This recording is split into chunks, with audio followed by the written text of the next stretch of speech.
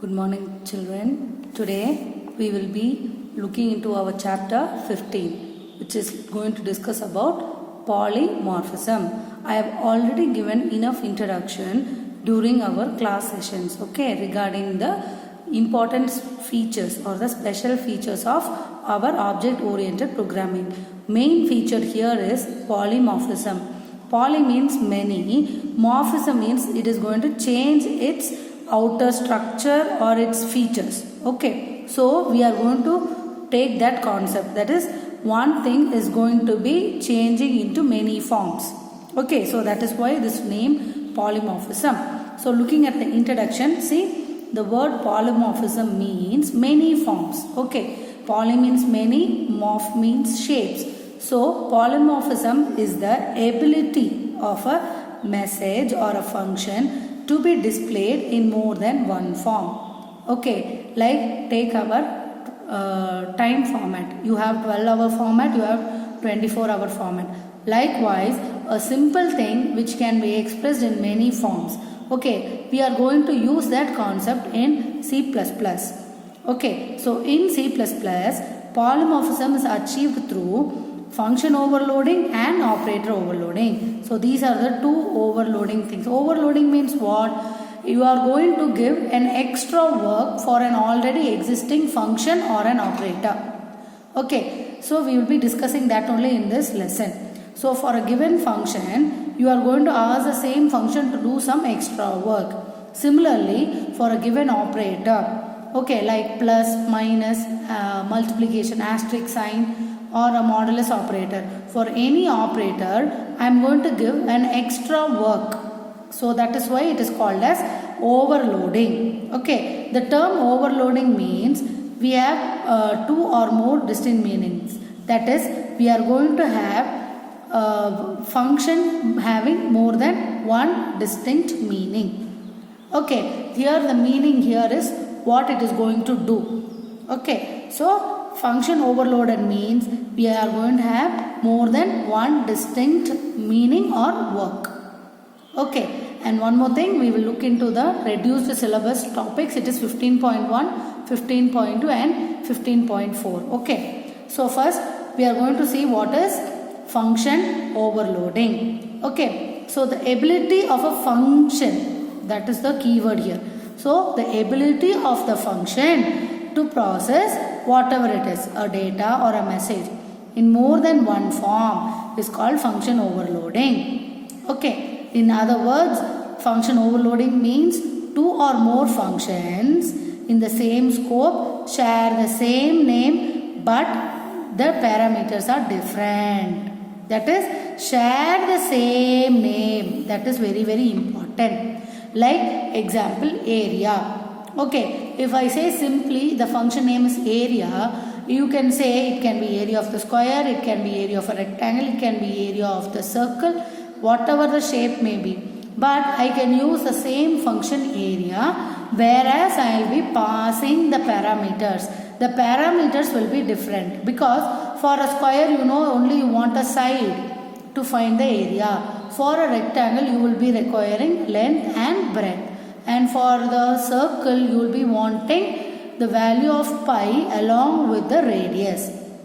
So we are going to say functions that share the same name are overloaded, and that process is called function overloading. The number and the types of the function's parameters are the function signature. This is 1 mark. What is function signature?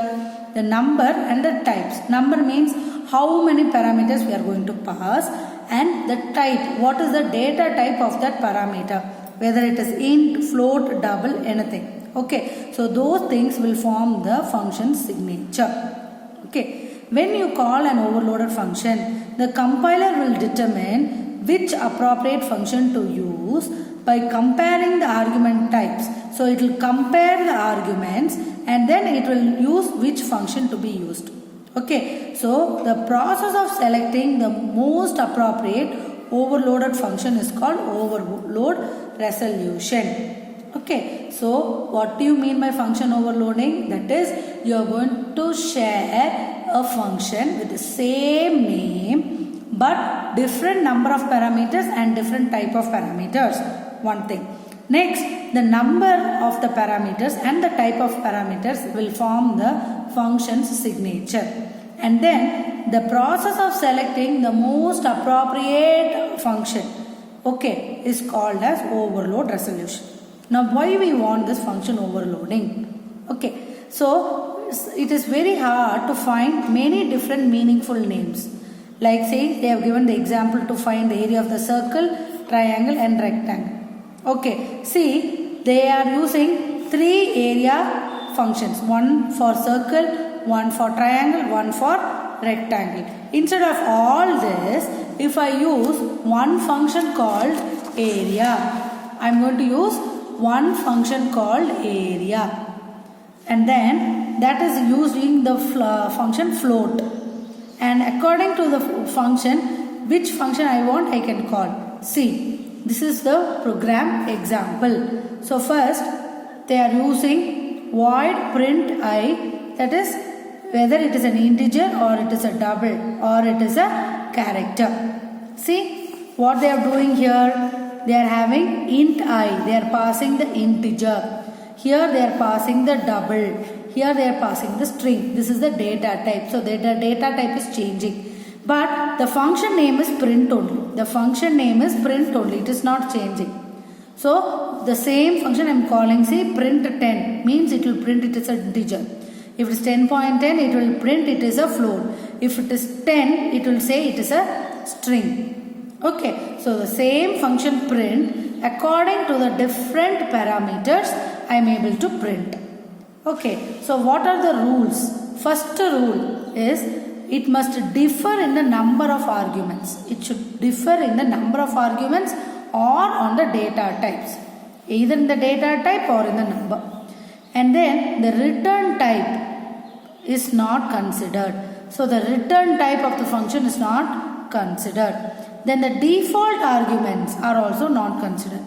The default arguments are also not considered. Return type also not considered. Okay. So here they are using the same program. Here what they are saying is, we are going to demonstrate one function which is called add.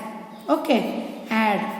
Either using long or float or more than 3 parameters. Okay, so all the same function called add. Okay, and here this is for 3 digits and this is for 2 digits. Accordingly, your function will be called. Okay. Now, we are going to the next topic. There is no constructor overloading. It is not there. So, we are going to the operator overloading. The term operator overloading means you are going to give additional functionality.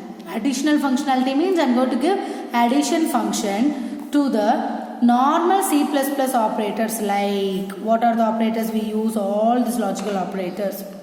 It is also a type of polymorphism where you are going to overload the operator. Okay, so the example plus operator is overloaded for addition either of string or in integer form. Integer or string. In integer, if you use plus, it is 4 plus 5 which is equal to 9. If it is in string form, if I use well plus come, it will become welcome. So it is nothing but I am adding 2 strings here. Here I am adding 2 integers. So I am using the same operator in 2 forms. Okay. So what are the operators which cannot be overloaded, which are not overloaded? This is very, very important to mark. List the operators that are not overloaded. That is scope operator, size of operator, member selector, member point operator and our ternary operator. These are all the operators which cannot be overloaded. So how is this overloading done? So return type, class name, operator, operator symbol and the argument list. So this is how your syntax for operation overloading is. Okay, coming here, we are going to see the restrictions. What are the restrictions? The precedence and the associativity of an operator cannot be changed. Precedence means which operator comes first. That cannot be changed along with associativity. Associativity, when you are having three operands, A plus B plus C is equal to A plus B plus C. This is associativity. That is, I am just changing the brackets. Okay. So this associativity cannot be changed. No new operators cannot be created. You cannot create new operators. Only for the existing operators you can use. And cannot redefine the meaning. Okay. If addition means, it is to be addition only. Okay. For other than that you cannot use. You cannot redefine the meaning. And they also cannot have default arguments, and the binary operators are overloaded. The left hand object must be an object of the relevant class. Okay, so when the binary operators are overloaded, the object must be of relevant class. So these are the 5 points. Again, this is also an important 2-mark question. So you should be knowing this. When we cannot do operator overloading, that is when the precedence and associativity is coming into picture, no new operators can be used, and we cannot redefine the meaning, and you cannot use when we have default arguments, and when you are using a binary operator, the left hand side should be a relevant class member. Okay, so they are using the example binary operator overloading using plus in complex number addition. Complex number means you will be having one real part, REL, and one imaginary part. Okay, it will be like in the form x plus iy. Okay, so this x is called the real part and y is the imaginary part. So I is this I imaginary. So this portion is the imaginary part. So that is what in the class complex they are getting real and imaginary. So this is reading. You are going to read the real part and then you are going to get the imaginary part from the user. Then complex operator plus complex C2. What is this complex? This is a class name. Okay. And the operator. This is in the syntax. And then this is the operator which you are going to use. See? Look at the syntax. Keyword operator. And this is the operator symbol which we need to use. So that is what I am using. See, keyword operator. This is the keyword and this is the symbol I am using. And then which argument you want to pass. C2. So complex C3. What is that complex C3? This is the object.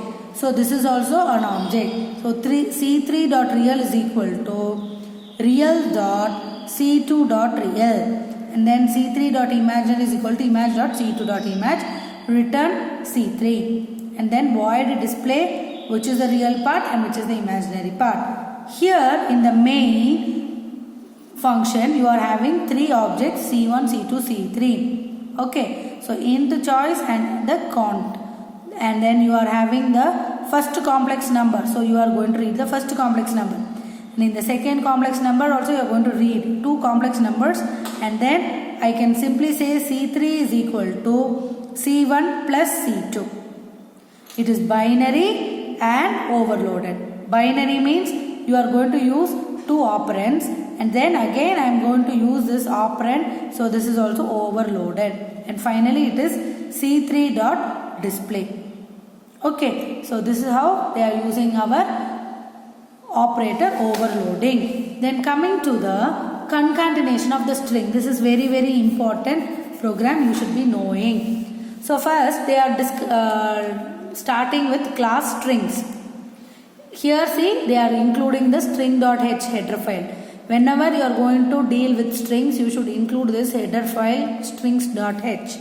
Okay, so in strings public I am having character string of array character array of 20, and then void get string. Get string is the function to get the string. So the string will be copied into S. from str.